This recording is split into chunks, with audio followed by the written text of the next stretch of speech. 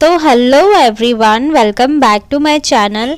तो फ्रेंड्स देखिए, जो आप लोगों का सेकंड फेज चल रहा है तो इसके रिज़ल्ट के आने की बात की जा रही है कि रिज़ल्ट इसका जल्दी आने वाला है। तो ये भी कहा जा रहा है कि अब हेडमास्टर का रिज़ल्ट इस मंथ के लास्ट तक आ जाएगा और डेट देखिए आपका 15 जनवरी तक सारे रिज़ल्ट्स जारी हो जाएंगे, यानी 1 महीने के अंदर आपका रिज़ल्ट आ जाना होगा।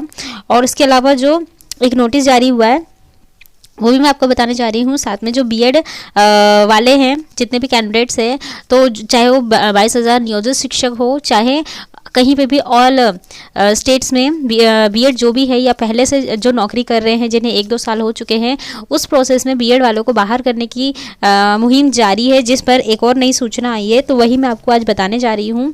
इसलिए फ्रेंड्स मेरी वीडियो पर लास्ट तक बने रहिएगा और चैनल को भी सब्सक्राइब कर लीजिए ताकि आने वाले वीडियोज़ की नोटिफिकेशन आपको टाइम टू टाइम मिलते रहे। और फ्रेंड्स प्लीज़ मेरे चैनल को शेयर भी कीजिए ताकि दूसरे लोग भी अपडेट हो सके। तो फ्रेंड्स चलिए वीडियो को स्टार्ट करते हैं। तो ये देखिए, पहले मैं आपको यहाँ पर बता देती हूँ, ये उत्तराखंड वाला केस है। तो इसमें भी यही बात कही गई है कि देखिए, honourable supreme court in the aforesaid judgment has held that B.Ed qualification alone is not sufficient for appointment as a teacher in elementary या प्राइमरी स्कूल्स। यानी कि जैसे सुप्रीम कोर्ट ने कहा है कि जो बीएड है वो सफिशिएंट नहीं है एलिमेंट्री स्कूल्स को पढ़ाने के लिए या प्राइमरी स्कूल्स में बच्चों को पढ़ाने के लिए। तो In view of judgments rendered by Honorable Supreme Court, petitioners are not eligible for appointment in basic, primary and elementary schools. Therefore, the challenge thrown to provision contained in Rule 9, Column 2 of Uttarakhand Government Elementary Education School Teachers Service Rules 2012 as amended in 2018 become only academic in nature, and this court refrains from going to the issued rest by petitioner in this writ petition। तो इसका सीधे से मतलब ये है कि जो भी इसमें यहाँ पर रिट लगाई गई थी तो वो खारिज हो चुकी है। और ऑनरेबल सुप्रीम कोर्ट का यही सीधा से कहना है कि ये बीएड वाले सफिशिएंट नहीं है, उनकी एजुकेशन सफिशिएंट नहीं है प्राइमरी स्कूल के बच्चों को पढ़ाने के लिए। वो अपने जगह पर ठीक है, उन्हें अपर क्लासेस के लिए चुना गया है, इसलिए उनकी क्वालिफिकेशन उसी लायक है। तो इस तरह से भी यहाँ पर इन्हें खारिज कर दिया गया। अब आगे देखिए, यहाँ पर भी यही बात कही जा रही है। तो देखिए यहाँ पर 22,000 नियोजित शिक्षकों की नौकरी बचाने को सुप्रीम कोर्ट जाएगी सरकार। शिक्षा विभाग ने विमर्श के बाद सर्वोच्च न्यायालय में अपील में जाने की दी सहमति। तो यहाँ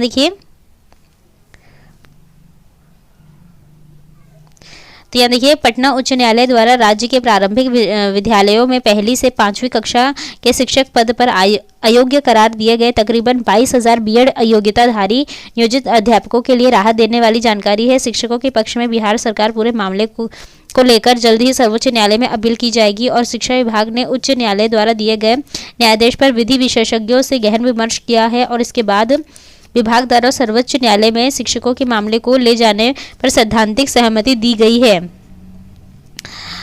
बता दें कि पटना उच्च न्यायालय के इस आदेश से संबंधित नियोजित शिक्षकों में नौकरी को लेकर संशय की स्थिति बनी हुई है।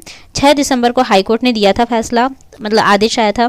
सर्वोच्च न्यायालय के आदेश के आलोक में पटना उच्च न्यायालय ने 6 दिसंबर 2023 को पहली से 5वीं कक्षा के शिक्षक पद पर कार्यरत बीएड योग्यताधारी शिक्षकों को अयोग्य करार दिया गया था। और अपने आदेश में उच्च न्यायालय ने स्पष्ट कहा था कि राज्य में प्राथमिक विद्यालयों में कक्षा 1 से 5 तक के बीएड योग्यताधारी शिक्षक के रूप में नियुक्त करने के योग्य नहीं है। इन विद्यालयों में बीएड डिग्री वाले उम्मीदवारों को शिक्षक के रूप में नियुक्ति पर विचार नहीं किया जा सकता है और नियुक्त शिक्षकों के मामले में एनसीटीई के वर्ष 2010 की मूल अधिसूचना के अनुसार योग्य उम्मीदवारों की नियुक्ति बरकरार रह सकती है और की गई नियुक्ति के मामले में फिर से काम करना होगा।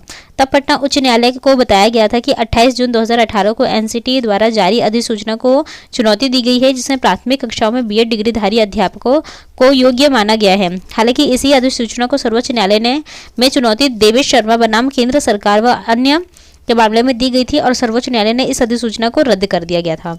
तो सीधी सी बात है कि फ्रेंड्स, जितने भी नियोजित शिक्षक है जिसमें पटना हाईकोर्ट ने इन्हें बाहर कर दिया था छठे चरण की भर्ती से। तो इसलिए जो राज्य सरकार है वो अब सर्वोच्च न्यायालय में अपील करने जा रही है कि इन्हें रहने दिया जाए या फिर इन्हें कुछ भी मतलब बेनिफिट दिया जाए, या तो 6 to 8 में ट्रांसफ़र कर दिया जाए, मतलब प्रमोशन कर दिया जाए, या तो फिर ब्रिज कोर्स का मतलब कुछ भी ऐसा करने की बात करी जा रही है ताकि ये यहाँ से हटे नहीं। पर खैर अब सुप्रीम कोर्ट पे ही सारी चीज़ें निर्भर करती है, क्योंकि अब हाई कोर्ट हटा चुकी है, तब सुप्रीम कोर्ट में इन्होंने रिट दायर करने जा रहे हैं। फिर देखते हैं कि क्या होता है। और यहाँ देखिए 6 माह का ब्रिज कोर्स को भी नहीं माना गया वैध। एनसीटी ने अपनी अधिसूचना में बीएड योग्यताधारी शिक्षकों को प्राथमिक कक्षाओं में नियुक्ति को योग्य बताया था और उन्हें प्राथमिक शिक्षा में 2 वर्षों के अंदर 6 माह का एक ब्रिज कोर्स से संबंधित शिक्षकों को विशेष ट्रेनिंग दिलाने का भी प्रावधान किया गया था, लेकिन सर्वोच्च न्यायालय ने उसे भी वैध नहीं माना था। तो फ्रेंड्स, इसे भी वैध नहीं माना जा रहा है, यानी कि ब्रिज कोर्स को, क्योंकि इनका सीधा सा मानना है कि 1 से 5 के लिए सिर्फ और सिर्फ डीएलएड वाले, बीटीसी वाले, जेबीटी वाले ही सही हैं और बीएड वाले नहीं। तो इसके बाद सर्वोच्च न्यायालय ने स्पष्ट किया कि प्राथमिक विद्यालय में पहली से कक्षा 5वीं में पढ़ाने वाले डीएलएड डिग्रीधारी शिक्षकों को नियुक्त किया जाएगा और यह 2 वर्षीय डिप्लोमा कोर्स है। इनमें नामांकन के लिए अभ्यर्थियों को विज्ञान, कला, वाणिज्य में 12वीं पास होना आवश्यक है। बहरहाल बिहार सरकार ने पटना उच्च न्यायालय द्वारा दिए गए न्यायादेश के मामले में सर्वोच्च न्यायालय में अपील में जाने का निर्णय ले लिया है। तो अब ये बीएड के हक में बिहार सरकार सुप्रीम कोर्ट जाने वाली है। तो देखते हैं अब क्या होता है। जो भी नई अपडेट आएगी उससे मैं आपको बताती रहूँगी। और यहाँ पे भी देखिए एक चीज़ कही जा रही है कि जितना भी अभी रिजल्ट आ रहा है, रिजल्ट के बाद धरना प्रदर्शन, बहुत सारी चीज़ें होती है जिसकी वजह से रिजल्ट पे थोड़ा प्रभाव पड़ता है। इसीलिए बीपीएससी के चेयरमैन ने ये कहा है कि हम चाहते हैं शांति से रिजल्ट देना, इस वजह से इतने दिनों तक किसी भी तरह का धरना प्रदर्शन ना किया जाए। तो इसी में कहा है कि बीपीएससी कार्यालय के पास जुलूस और धरना पर 15 जनवरी तक रोक। 15 जनवरी तक आपका रिजल्ट TRE 2.0 का आ जाएगा। इसी वजह से बिहार लोक सेवा आयोग कार्यालय के आसपास 100 मीटर की परिधि में जुलूस, धरना प्रदर्शन 15 जनवरी तक रोक रहेगी। और इस संबंध में पटना सदर अनुमंडल दंडाधिकारी ने आदेश जारी करते हुए धारा 144 के तहत निषेधाज्ञा लागू किया है। और बीपीएससी के सचिव के पत्र के आलोक में जिला प्रशासन की ओर से इस क्षेत्र को प्रतिबंधित क्षेत्र घोषित किया गया है। शिक्षक नियुक्ति प्रतियोगिता परीक्षा के लिए बीपीएससी कार्यालय में कार्य सुचारू रूप से संचालित करने में असामाजिक तत्व व अन्य कानूनी विरोधी व्यक्ति द्वारा बाधा उत्पन्न करने की संभावना को देखते हुए जुलूस, धरना प्रदर्शन पर रोक लगा दी गई है। और धरना प्रदर्शन के लिए गर्दनी बाग धरना स्थल चिन्हित है। 5 या 5 से अधिक व्यक्तियों का गैर कानूनी जमाव या प्रदर्शन या जुलूस, किसी भी तरह का आग्नेय शस्त्र लेकर चलाना, गोली बारूद, विस्फोट सामग्री, घातक अस्त्र शस्त्र लेकर चलाना, लाउडस्पीकर बजाने पर रोक लगा दी गई है। तो इस तरह से आप लोगों का रिजल्ट जारी करने के में ये लोग बहुत ही ज़्यादा लगे हुए हैं। रिजल्ट आपका जारी हो जाएगा। और यहाँ देखिए, तो जनवरी के पहले सप्ताह में आयोग मध्य विद्यालय शिक्षा का रिजल्ट जारी कर देगा और माह के अंत तक हेड मास्टर पद का निकल जाएगा रिजल्ट। तो देखिए, दूसरे चरण की शिक्षक नियुक्ति परीक्षा का रिजल्ट इस महीने के अंत तक आना शुरू हो जाएगा। सबसे पहले हेडमास्टर का रिजल्ट निकलेगा। हेडमास्टर अभ्यर्थियों की संख्या सबसे कम है और इस कारण रिजल्ट को तैयार करने में सबसे कम समय लगेगा। इस रिजल्ट को इसी महीने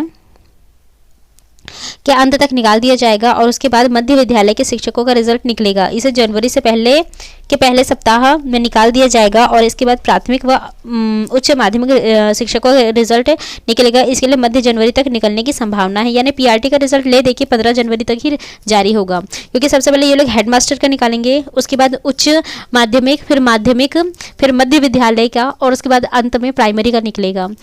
ओएमआर स्कैनिंग, दूसरे चरण की शिक्षक नियुक्ति परीक्षा के विभिन्न विषयों की ओएमआर स्कैनिंग का काम तेजी से चल रहा है। अगले 3-4 दिनों में यह काम पूरा हो जाएगा और उसके बाद मूल्यांकन शुरू हो जाएगा। प्रधानाध्यापक नियुक्ति परीक्षा में कम अभ्यर्थी होने के कारण 3-4 दिनों के भीतर इसका मूल्यांकन पूरा हो जाएगा, जबकि मध्य विद्यालय के अभ्यर्थियों की संख्या अधिक होने के कारण ओएमआर शीट के मूल्यांकन में 8 से 10 दिनों का समय लगेगा और प्राथमिक विद्यालय के अभ्यर्थियों के मूल्यांकन में 4 से 5 दिन और माध्यमिक और उच्च माध्यमिक श्रेणियों के अभ्यर्थियों की ओएमआर शीट के मूल्यांकन में लगभग 1 सप्ताह का समय लगेगा। मूल्यांकन के बाद मेधा सूची बनाई जाएगी और आरक्षणवार अंतिम रूप से चयनितों की सूची भी तैयार की जाएगी। इसके बाद इसे आयोग की वेबसाइट पर अपलोड कर दिया जाएगा।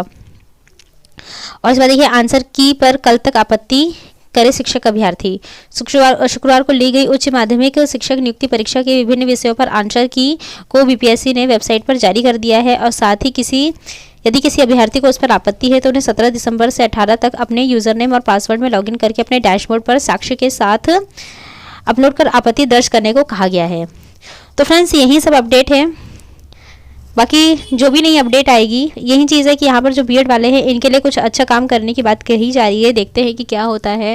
बाकी जो भी नई अपडेट आएगी उसे मैं आपको अपने वीडियो के थ्रू बता दूंगी। मिलते हैं मेरे नेक्स्ट वीडियो में। Till then stay happy, stay healthy, bye.